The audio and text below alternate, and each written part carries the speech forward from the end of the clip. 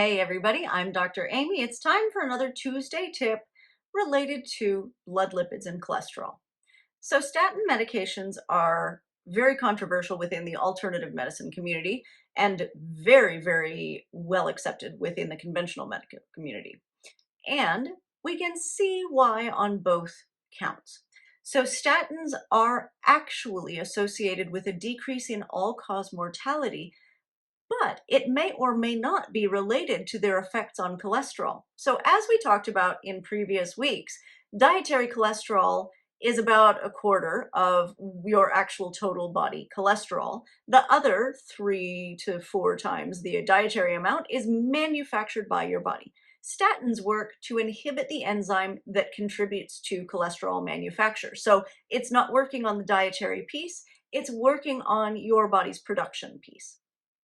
They do actually have a significant effect on cholesterol levels, but more than that, they have a significant effect on all-cause mortality, regardless of what they do to cholesterol.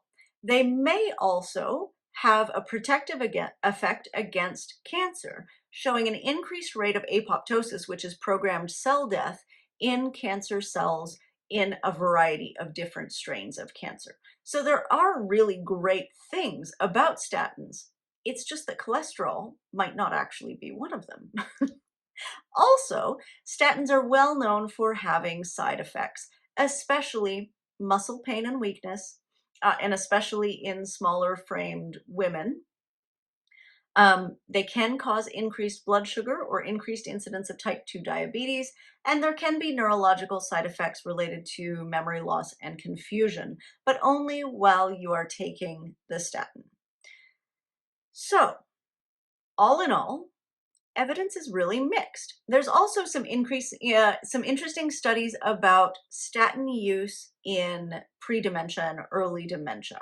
So cholesterol rates in midlife have been linked to a higher dementia risk. So higher cholesterol in midlife, higher risk of dementia. Statin use in midlife has been linked to a reduced risk of Alzheimer's dementia in later life and also a delayed onset. That's actually pretty compelling. Statins also have the benefit of being strongly anti-inflammatory, and there's a lot of theorizing that their actual beneficial effects are more related to the effect on inflammation than to the effect on blood lipids. But at this moment, all is confusing. So if your doctor has prescribed you a statin, make sure you do your research. Make sure you're having a good reaction to it and not a bad reaction to it. And above all, be open-minded. I know a lot of my audience is more in the alternative medicine side of things, but statins are showing promise as a good drug, even if if you're not necessarily worried about cholesterol, right?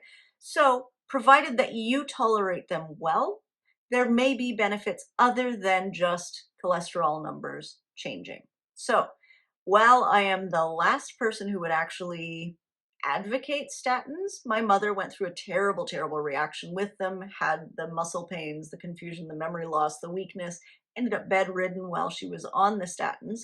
So, I have a negative bias towards them, but even I have to admit some of the research is highly promising.